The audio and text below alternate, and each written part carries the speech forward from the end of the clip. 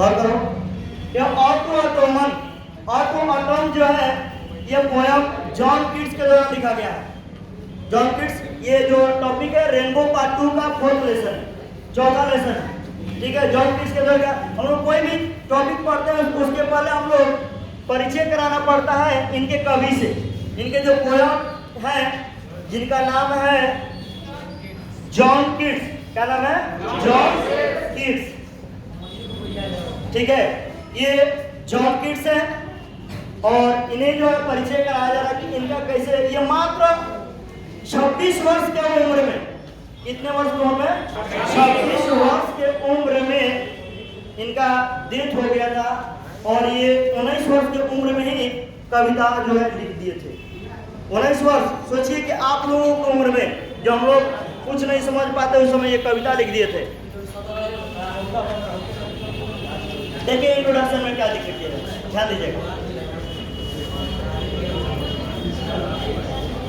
यहाँ पर है कि जॉन कीट्स 1795-1821। जॉन कीट्स का जन्म जो है 1795 ईस्वी में हुआ था और वे 1821 में उनका देहांत हो गया, मृत्यु हो गया। 1821 में क्या हो गया? मृत्यु हो गया, ठीक है। नहीं, मात्र 26 ईयर ओल्ड, 26 ईयर ओल्ड, ध्यान दीजिएगा। आगे कहा जा रहा है कि one of the greatest of English romantic poet, John Keats जो थे यानी महान अंग्रेजी प्राकृतिकवादी कवियों में से एक थे। जॉन कीट्स जो थे, हाईलाइट कर दीजिएगा, इनका जन्म 1795 में हुआ था, वे 1820 में डेथ किए थे और ये महान रोमांटिक यानी प्राकृतिकवादी कवियों में से एक थे। कौन? John Keats. जॉन कीट्स जो महान कवि होते हैं उनमें से ये एक थे। आगे करेंगे, जॉन कीट्स वाज बोर्न, इनका जन्म हुआ मुनफील्ड। कहाँ?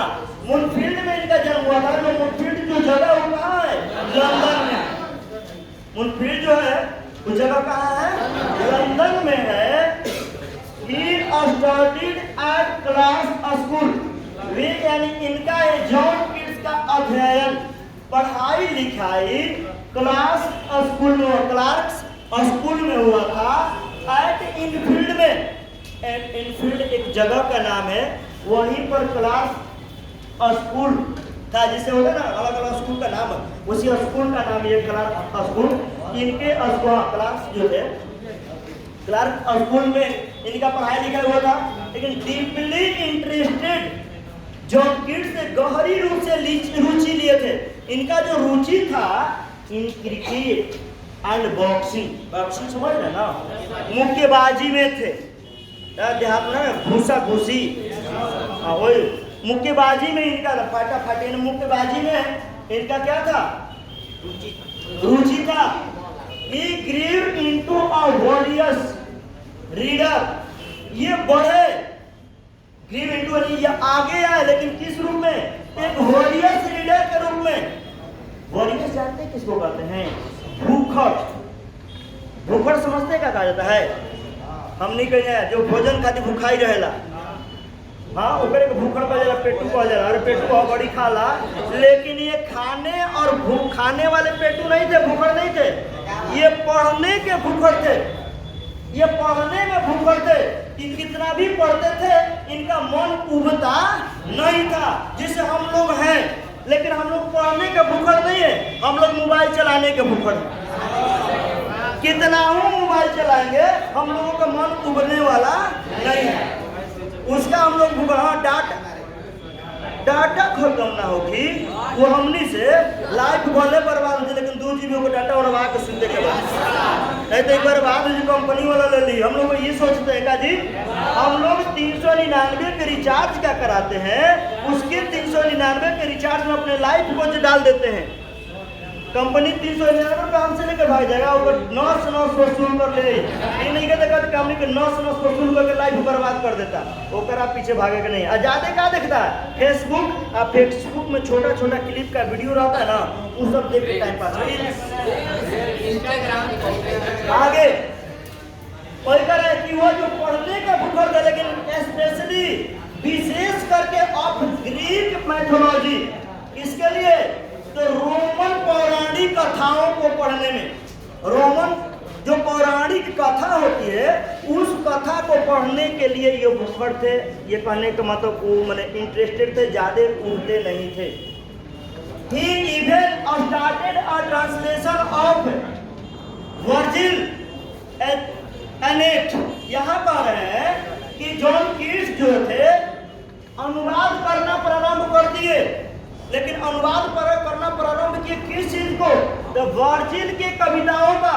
वर्जिल एक कवि है जो ग्रीक के हैं, रोम की ये कवि है वर्जिल, इनका एक कविता एनेड, इस कविता को, इसको पौराणिक कविता मानते हैं वहां के, इस कविता को ये ट्रांसलेट करना शुरू कर दिया, अनुवाद करना शुरू कर दिए। कौन? John Keats. जॉन कीट्स थे, यानी वर्जिल के कविता जो था उन कविताओं को क्या करना शुरू कर दिया? अनुवाद करना शुरू कर दिए, जो रोम के रहने वाले कविता वर्जिल। आगे कहा जा रहा है कि हिज एम्बिशन, उनका जो उद्देश्य है, यानी जॉन कीट्स का उद्देश्य जो है टू बिकम अ पोएट, क्या हो गया?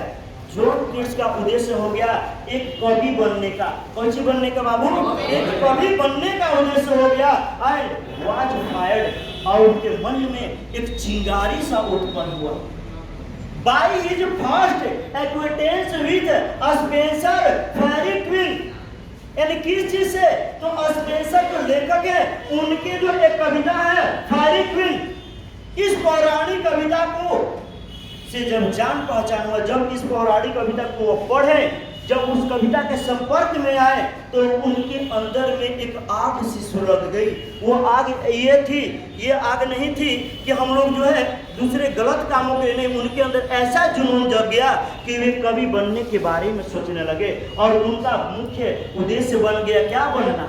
कवि बनना। लेकिन वो कवि बनने के बारे में तब आए जब उनका मुलाकात, फिर जान पहचान या टच में आए, यानी पढ़ने में जब उस कविता को पढ़े, अध्ययन के किस कविता को? इस पौराणिक शायरी कविता को जब पढ़े, तब जाकर के इनका जो कवि बनने का उद्देश्य उत्पन्न हो गया। लेकिन करके हिज फर्स्ट पोएम, उनकी पहली जो कविता है lines in imitation of Spencer, देखिए उनका पहला कविता भी आ गया। जॉन कीट्स का पहला कविता आया lines in imitation of Spencer, was published in 1814, यानी 1814 में इनका कविता आया था। यानी ये आया कि lines in imitation of Spencer किसने लिखा? कब पब्लिश हुआ? 1814। हिज फर्स्ट, उनकी प्रथम वैल्यूम ऑफ पोएट्री, कविताओं का उनका पहला जो संग्रह रहा, पहला जो स्तंभ रहा, पहला जो वैल्यूम पार्ट रहा, पहला जो भाग रहा, इंटाइटल, उसको शीर्षक दिया गया है। वो शीर्षक का नाम क्या रहा? पोएम्स। पहले का जैसे वाल्ट व्हिटमैन का कविताओं का पहला किताब कौन है? A leaves of grass. A leaves of grass है ना, उसी तरह से इनका पहला जो काव्य पाठ रहा उसका नाम क्या दिया गया? पोएम्स। was published in 1817, 1817। पहला कविता मात्र 19 वर्ष के उम्र में इनका आ गया, और दूसरा का जो कविता आ गया मात्र 22 वर्ष की उम्र में। नहीं आ गया जी? हिज पोएम, इनकी जो कविता है एंडोमियन, was well appreciated by Wordsworth. इनकी एक और कविता जो है एंडोमियन जो है, इसको बहुत ही अच्छे से सराहा गया वर्ड्सवर्थ के द्वारा। वर्ड्सवर्थ जो है विलियम वर्ड्सवर्थ जो कवि है, विलियम वर्ड्सवर्थ के द्वारा इन कविता को बड़ा प्रशंसा किया गया। कौन कविता को? एंडेमियन कविता को सराहा गया था वर्ड्सवर्थ के द्वारा। लेकिन ये कविता जो है प्रकाशन में जानते हैं कब आया था? 1818 में। ये जो पोएम है इट वाज पब्लिश्ड, यह जो कविता आया था इन 1857 में आया था, 1818 में आया था कि हिज ओल्ड, और इनके जो लघु गीत रहा, इनकी छोटी छोटी जो कविताएं हैं जिसमें जिक्र गया कौन कौन? On indolence, on a Grecian earth, on psyche, to nightingale, on melancholy, and ode to atom. Ode to atom, on indolence, Grecian earth, to psyche, nightingale, melancholy, ये जो है इनका कविता छोटा छोटा रहा और यही कविताएं जो है made him great romantic poet of English literature, अंग्रेजी साहित्य के महान कवि बना दिया। अब आ सकता है कि जॉन कीट्स कैसे कवि थे? रोमांटिक पोएट थे। कैसे कवि थे? प्राकृतिकवादी कवि थे। प्राकृतिकवादी रोमांटिक कवि। आगे करें कि सो डिड, ये कवि वैसे ही किए जैसे कि लामिया एंड हाइबर्ट ने किया था। जो कवि लामिया और हाइबर्ट जैसे काम किए थे वैसे ही जॉन कीट्स भी किए थे, लेकिन करें कि ही डाइड ऑफ, इनकी मृत्यु हो गई कैरोलस in 1821 at एज ऑफ 26, यानी टीबी के बीमारी से 26 वर्ष के उम्र में ही, यानी 1821 में इनकी क्या हो गई? मात्र 26 साल के उम्र में ये देहांत हो गया इनका। और इन 26 साल की उम्र में ही ये महानता हासिल कर लिया। ये क्या कर लिया? महानता हासिल कर लिया। बट लेकिन with in this Spanish life, इस क्षणिक के उम्र में, इस कम उम्र में, इतना छोटे उम्र में ही was able to achieve greatness, उन्होंने सक्षम रहे, प्राप्त कर लिए, प्राप्त करने में सक्षम रहे। कौन को? इतनी सी उम्र में, कम जीवन में इन्होंने महानता को प्राप्त करने में सक्षम रहा। हिज पोएम, इनकी जो कविता है, एंड लेटर, और इनके जो पत्र है, have depth beneath dear beauty and reflect his awareness of pain and suffering of life। इनकी कविताएं, इनकी जो पत्र है, वे जो है जीवन के पीड़ा, जीवन के कष्ट के चेतना को, जीवन के पीड़ा, जीवन के कष्ट के चेतना को रिफ्लेक्ट करता है, प्रतिबिंबित करता है, प्रतिबिंबित करता है, दर्शाता है और उनके सुंदरता को दर्शाता है। कोची तो इनका पत्र, इनका पोयम जब लोग पढ़ते हैं तो उनमें उनके जीवन का, जीवन के बारे में जिक्र है, उसको सीधा प्रतिबिंबित कर देता है, दर्शा देता है कि किस तरह से लोगों के जीवन में प्राकृतिक में कैसा कैसा संबंध है। ये सारी चीज़ों को लोगों को एकदम स्पष्ट रूप से समझ में आ जाता है। लेकिन कब? जब इनके कविताओं को लोग पढ़ते हैं, तब अपने कविताओं में ये सारी चीज़ों को व्यक्त कर देते हैं। अब सोचिए, और जो अटोम जो है, अटोम को नीरस माना, पतझड़ माना जाता है, नीरस माना जाता है, लेकिन इसको एकदम जान डाल दी है कविता में ला करके और कहे कि नहीं, ये निराशता वाला कविता नहीं है, मौसम नहीं है, ये चहल पहल वाला मौसम है। हम लोग पढ़ेंगे उस कविता में, ठीक है? अगला आगे कहा है कि टू हिम, उनके अनुसार, जॉन कीट्स के अनुसार, अ थिंग्स ऑफ ब्यूटी, सुंदर जो चीज है, is a joy for ever, हमेशा के लिए क्या होता है? आनंददायक होता है। सुंदर जो चीज होता है वो हमेशा के लिए आनंददायक होता है।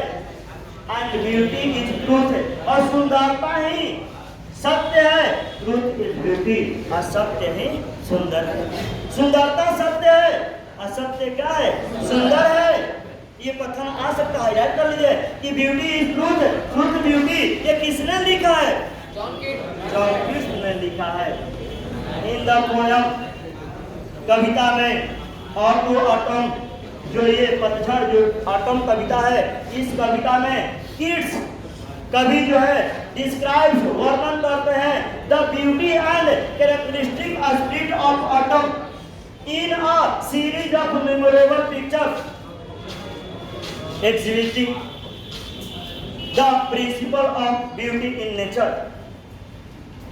यहाँ कहा गया है कि इस कविता में जो कीट्स है, यानी जॉन कीट्स जो है, वर्णन करते हैं और जी, तो ऑटम के सुंदरता को, ऑटम के विशेष गुण को विस्तार करते हैं। इस पतझड़ की जो सुंदरता है, इसकी विशेषता है, उसको वर्णन करते हैं। और क्या कह रहे हैं कि इन नेचर, प्राकृतिक में सौंदर्य के सिद्धांत को दर्शाते हैं। प्राकृतिक में सौंदर्य का जो सिद्धांत है उसको दर्शाते हैं। किस रूप में जी? मेमोरेबल पिक्चर, यादगार तस्वीर के एक श्रृंखला के रूप में। उसको कैसे, उस मौसम में क्या क्या होते हैं, क्या क्या घटनाएं होती है, प्राकृतिक में क्या क्या चीजें होते हैं, उस सारी चीज को कभी जो है एक श्रृंखला में, एक तस्वीर के श्रृंखला में दर्शाने का काम करते हैं। कौन? John Keats. John Keats. हम लोग इसके आगे पढ़ेंगे टू और टॉम। पढ़ेंगे टू और टॉम।